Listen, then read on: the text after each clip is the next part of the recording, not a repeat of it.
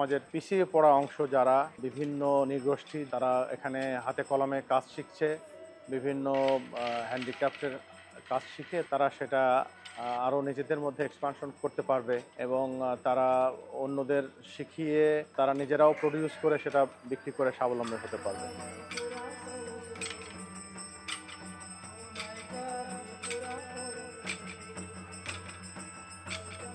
এই যে সেন্টার, এটি গারো, মণিপুরী এবং চা বাগানের মেয়েদের জীবন জীবিকার জন্য অত্যন্ত গুরুত্বপূর্ণ।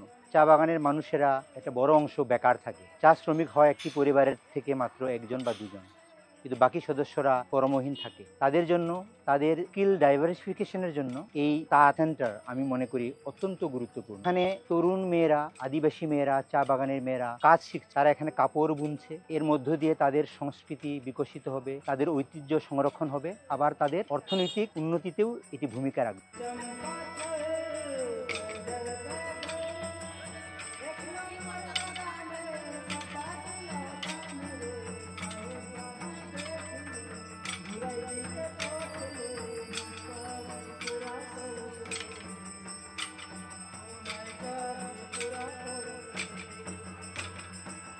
তো এই যারা কাজের সুযোগ পাচ্ছেন না তাদেরকে নিয়ে, সেসব মেয়েদেরকে নিয়ে, মহিলাদেরকে নিয়ে এই প্রজেক্টের মাধ্যমে তাদেরকে যে শেখানো হচ্ছে, আমি মনে করি এটা তাদের ভাগ্য পরিবর্তনের সহায়ক হবে এবং এটা সামগ্রিকভাবে যারা পিছিয়ে পড়া জনগোষ্ঠী তারা এগিয়ে আসবে।